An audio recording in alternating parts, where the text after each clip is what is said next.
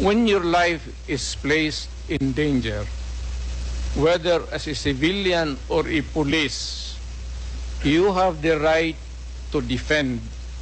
And if your life is in danger, kill the idiot in front of you, or you will die as an idiot.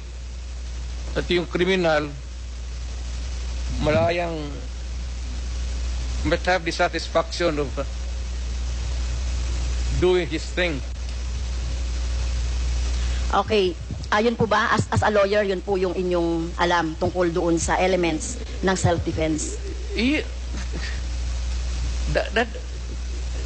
Ibang ano ma'am, performance of duty, yung self-defense, elements of self-defense, kasali yan doon sa, it also at favors the policeman or soldier.